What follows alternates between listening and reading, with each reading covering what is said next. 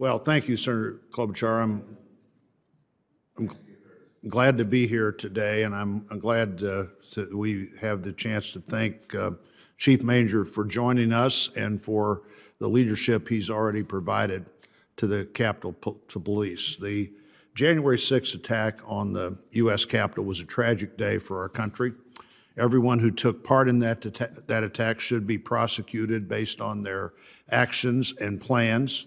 That process continues, and I support it.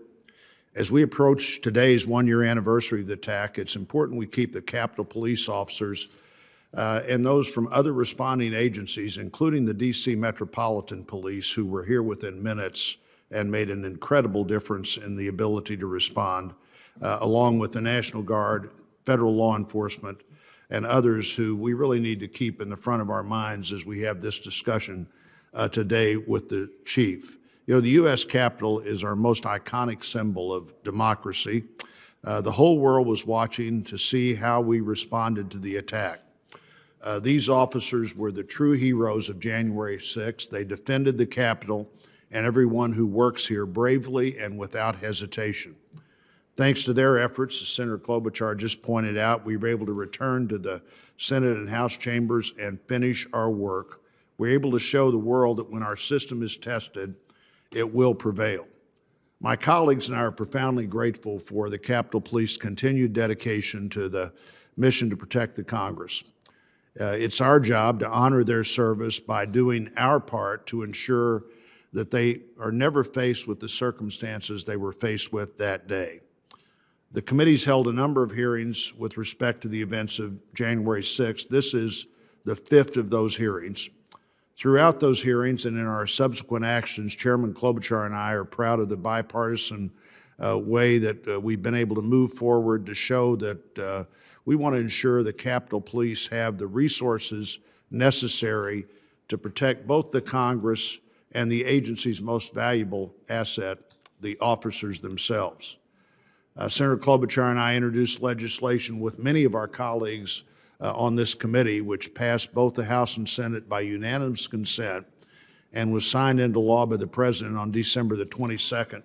This legislation, the Capitol Police Emergency Assistance Act of 2021, provides the Capitol Police Chief with unilateral authority to request emergency assistance from the National Guard and other federal law enforcement agencies in emergencies.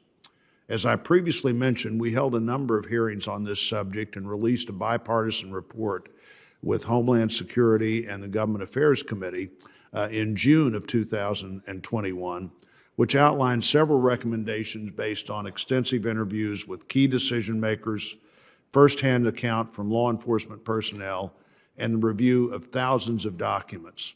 We've continued to pursue more information on this issue. We've also worked with our colleagues on the Emergency Security Supplemental Appropriations Act of 2021 to provide the department with additional and necessary funding for salaries, overtime pay, trauma support, riot control equipment for all officers, and specialized training.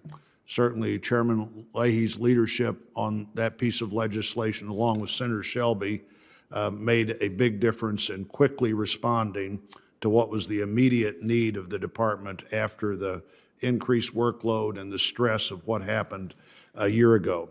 Beyond the work of Congress, the Capitol Police have been reviewing operations and looking at necessary changes within the department. We've twice heard from the Inspector General, including last month as he concluded his 11-month investigation in the department's preparations for and response to the events of January 6th.